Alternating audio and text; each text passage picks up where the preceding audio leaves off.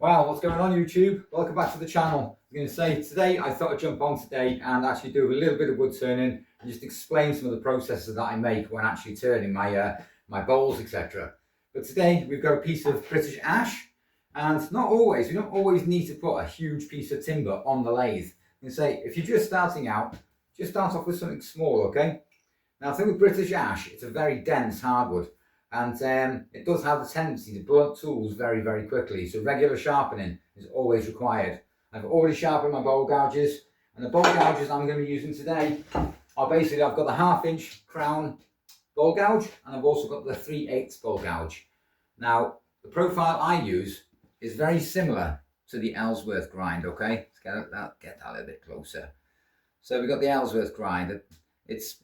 Well, I've got on both profiles basically. I tend to use the 1/2 inch for roughing out basically, and I tend to use the 3/8 for actually doing my finishing cuts.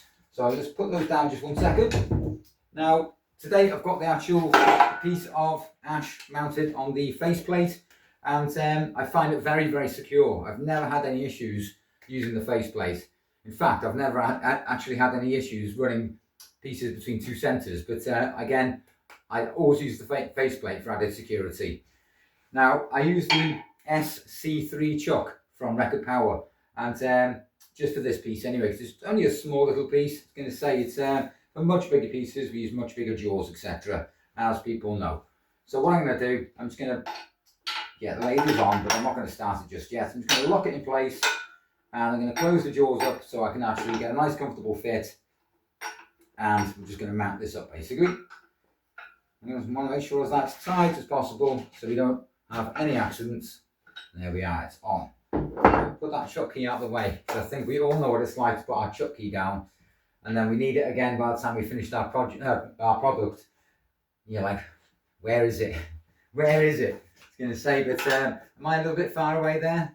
Yes, I think so. What I'm going to do, I'm just going to spin you back around basically and bring you a little bit closer to the timber so I can explain in more detail about the cuts I'm making, where I'm making them, and but yeah, ash, like I said, it's a beautiful piece of timber. I can say it's got really, really pretty patterns, and the grain obviously really pops out. So this is another reason why I wanted to choose this type of timber.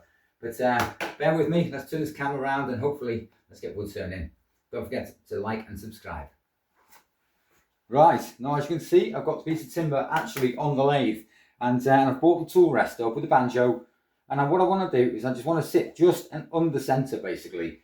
And if I just grab my 1/2 inch bowl gouge, I'm using this bevel basically, it's left hand bevel, and I'm not starting over here because that would be very, very risky. I'm starting in the centre, and I'm going to use a couple of pull cuts basically, what we class as shear cuts, okay?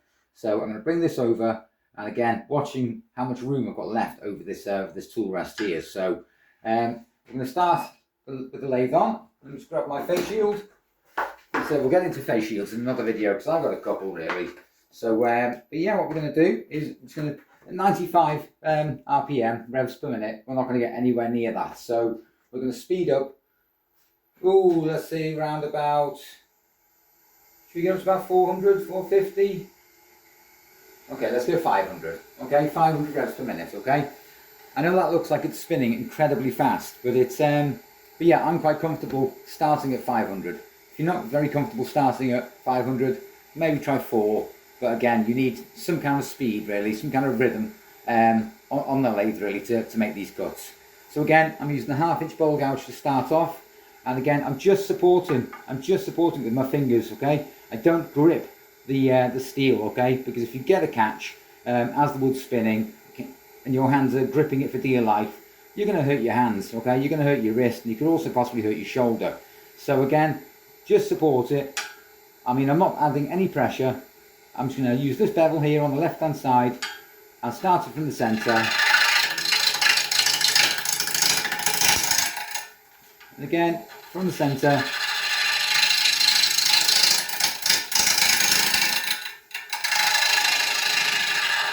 And push back into the middle, okay?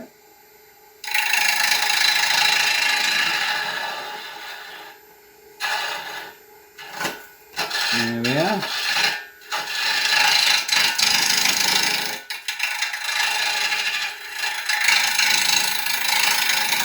So again, we've just cleaned off that face basically. We're just cleaning up the face. And if you start wood turning and you realise it's cutting more on one level than the other level, on the other side, it means the wood is more pronounced on one side than the other. So eventually, once you remove part of the lump, which could be millimetres, okay, we cut around, and once it becomes onto one level, we should cut straight across, okay, straight across.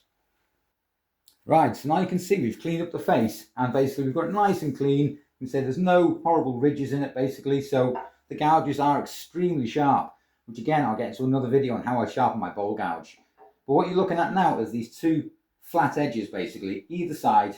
And how do I eliminate these basically? How do I eliminate those two flat edges? So I'm never going to be able to get to it from here, okay? Because we're going to run off the edge of the tool rest. So what I'm going to do, I'm going to unlock the banjo. I'm just going to pull it round. So give it a nice spin basically, just so the timber can pass the tool rest quite nicely. And once we know where it is, so we can lock it in place. And I want to just bring that tool rest just a tad basically, about there. Again, I'm still getting calls, okay? Right, so we're about there, okay? We're running just under halfway, okay? So what I want to try and do again is this left-hand bevel, and we're still running at 500. We may speed up basically to take these corners off. Again, and what I'm trying to eliminate here is these big fat flat edges, okay? These big flat edges, okay? So that's one thing we're going to tackle now, okay? We're still running at 500 revs a minute, so let's get speed up. And what I'm going to do now, I'm just going to speed up just a tad bit more. Let's go up to 600, okay? 603 revs per minute. And as people do know, with the Coronet Herald, I've got variable speed, which you can just see on the back end of the lathe bar, the big emergency stop button. So I can speed it up, I can slow it down, I can run it in forwards, and I can also run it in reverse. But yeah, let's crack on with this bowl, and hopefully, hopefully we can turn this into a nice consort bowl, a nice little small bowl. So again, just literally supporting on the tool rest. And again, I don't want to be rushing here. I don't want to be messing around, because at this speed, the lathe is a piece of machinery. It can and will hurt you, okay, if you let it. Okay, so just bear in mind your own safety. Keep your hands away from the timber, but keep them just under the tool rest. Okay, just like this. Okay. So what I'm going to try and do now, I'm not going to start over here. I want to start over here on the edge, basically, to remove that fat edge. Okay.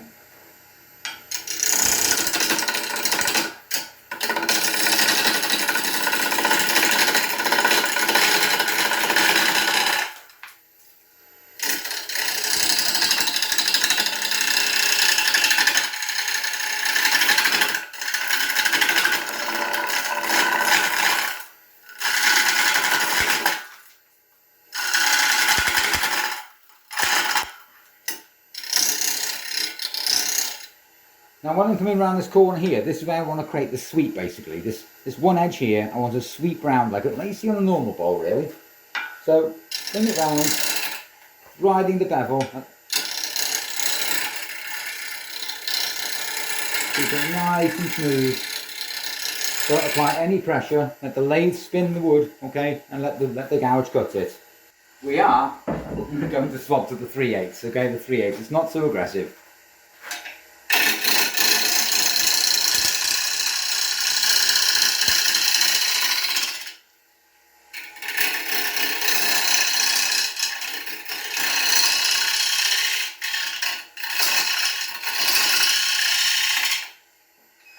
What we're going to do is just going to stop there, just get an idea of where we are with these cuts a second, okay?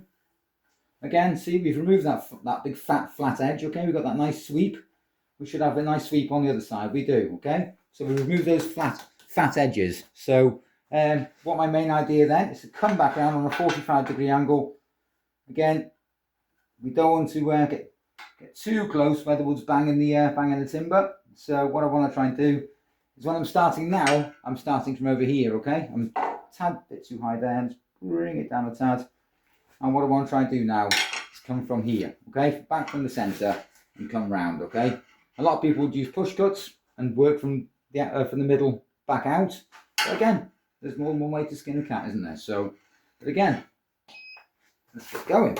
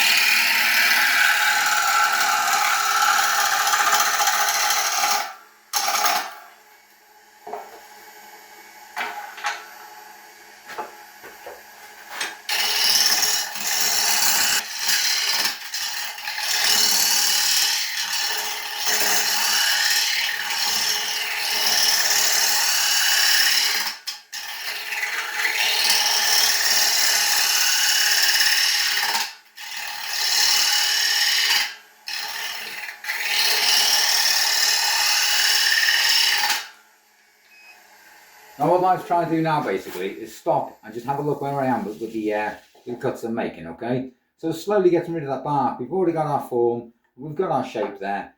I still need to make a tenon, and what I'd like to do is put a foot on there as well. Some people like to call that a shoe, but again, we'll just work around removing this bark, slowly but surely using the 3/8, okay?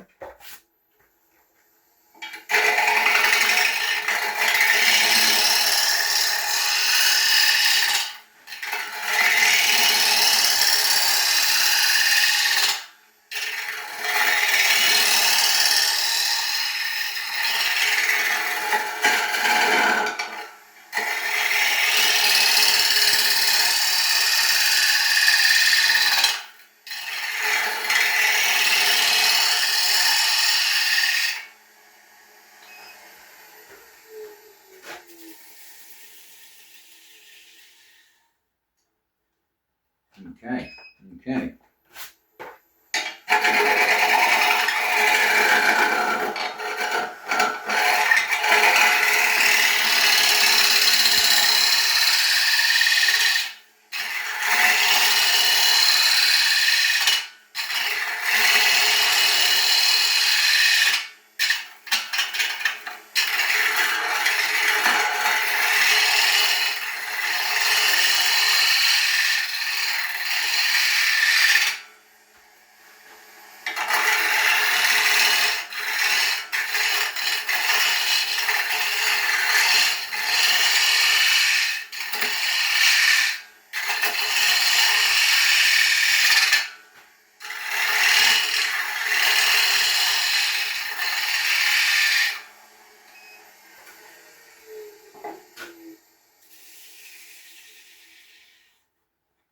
Okay, we're nearly there. We've just removed most of that bark now, so we're just going to slip this this piece of bark off here, which doesn't really, it could stay on there as a bit of a featured piece, but personally I'd rather take it off, because once that starts drying out it becomes all flaky, starts breaking off, and it just ruins the feature of the bowl really.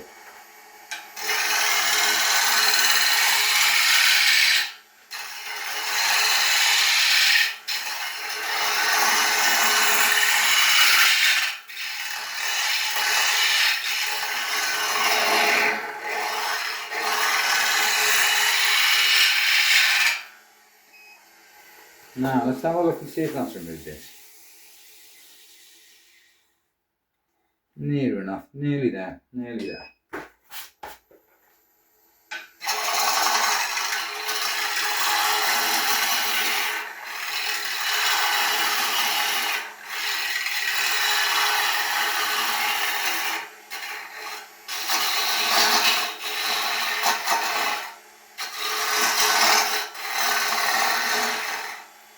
Okay, so I've got a sort of tenon there and a sort of shoe, but what I'd like to do now is I'll get out a square nose piece of carbide, just to tidy that up there, and again on that shoe.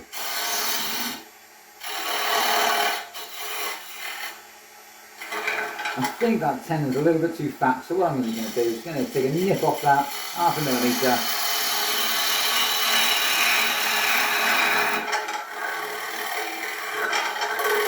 Make it nice and clean, make it nice and clean. Now as you can see from this angle, I've created the tenon, I've created the foot basically, and now I've got this flat edge basically. So what I want to do now is use the 3/8 bowl gouge and use that bevel and just take that flat edge off here.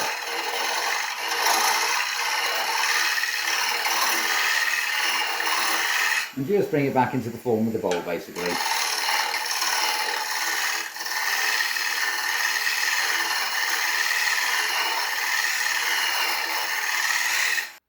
Right, now as you can see, I've flipped the bowl around and I've got a nice dovetail on that tenon there. And what I've done, which I should have recorded really, but again, I've come back round. I've got the tenon butt up right to the shoe on the back of the bowl. And again, I've seen a lot of people on YouTube coming from the outside in, which I find really interesting. I'm going to say, but I tend to work from the inside out. And then once I've actually come to a level which I'm happy with, then I'll start going in really and start hollowing away. So again, I've knocked the speed right down to 95, just to have a look at the way it's sitting. It's absolutely fine, it's going nowhere. So what I want to try and do is I want to rack this up to about 600 revs a minute, and I don't really want to go over that because for me personally, I'm quite comfortable at hollowing at 600. Some people hollow a lot faster than I do, and some people obviously, work at different speeds. So what I'm going to do is I'm just going to clean up the face.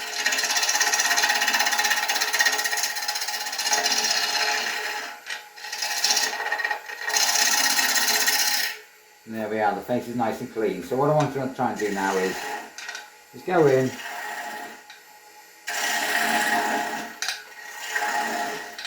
and start hollowing away. I'm not taking too much material off.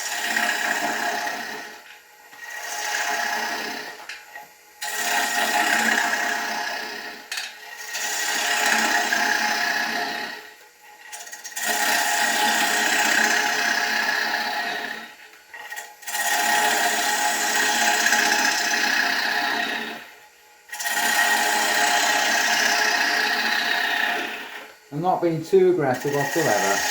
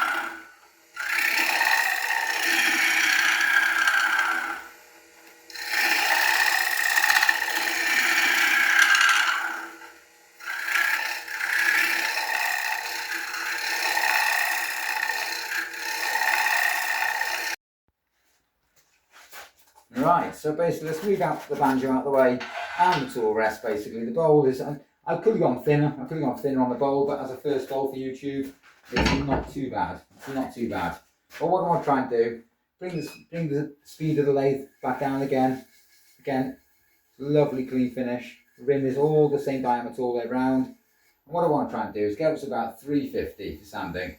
I don't want to sand anything over that because I had a mistake very recently, and yeah, and thanks to some of my friends, I was sanding too quickly, and there was a fracture in the bowl, a hairline fracture which I didn't see, and I managed to get the lathe up to nearly 1,000 revs a minute when I was actually sanding, and with sanding, obviously, it heats the wood up, the crack expanded, and the bowl fell in two pieces, and luckily, I had my helmet on, so it's but yeah, we're going to say we're running at 355 now.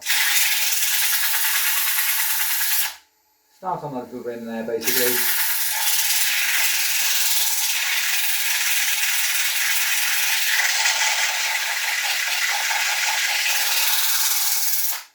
Okay, not feeling too bad at all.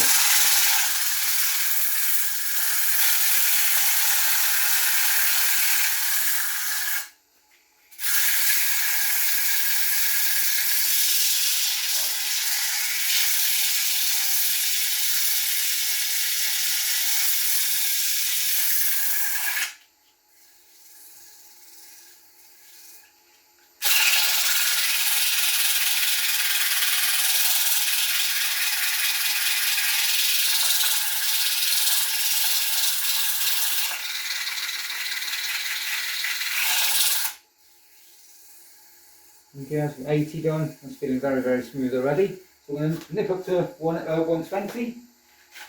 Let's find some 120. 240, that should be handy in a minute. Okay, 120. And I like this paperback sandpaper basically, so it doesn't actually burn your hands too much. I could power sand it, but it's not for a bowl this small.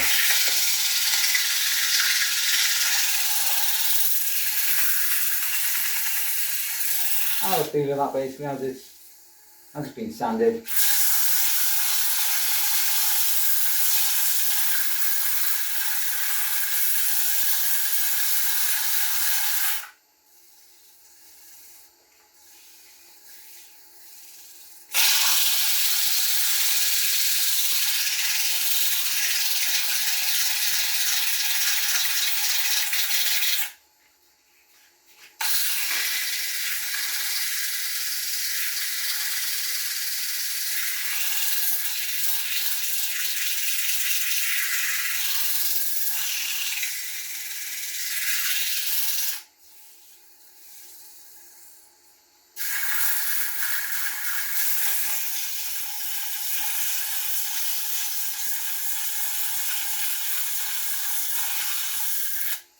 I'm going to turn my air cleaner on 1 second.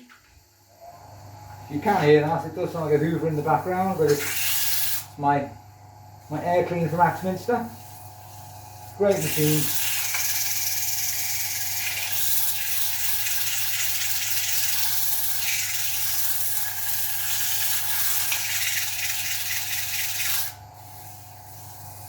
There we are, no lumps or bumps. Lovely and smooth. Lovely and smooth.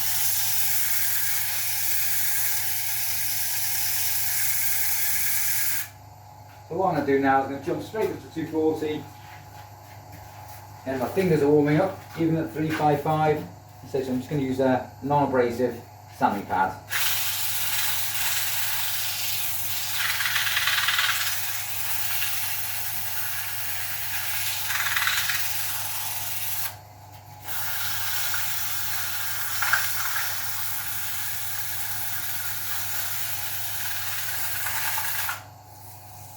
And that is it, folks. Woodturners. Okay. Could have made the walls a little bit thinner really, but it's not bad for a little first bowl on YouTube. So what I'm going to do is going to stop the lathe there 1 second. Just take one nice look at it. That is one beautiful, beautiful grain.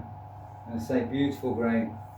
So what I'd like to do now is basically my finish I tend to like to use is furniture clinic. It's actually pure tung oil, okay? Pure tung oil. You can see that. Pure tung oil. And what I'd like to do is just go into my drawer of nothingness. Get my rags out basically. And what I want, I just want a manageable size rag basically. I don't want anything too big. Because if it's too big, we all know what happens there. It actually caught in the lathe. So I'm going to knock this back down to 95 revs per minute and get it started. A small amount of tung oil because it goes a very long way, and it gets that beautiful shine on it. Beautiful shine. Both on the inside, around that rim, just a tad more.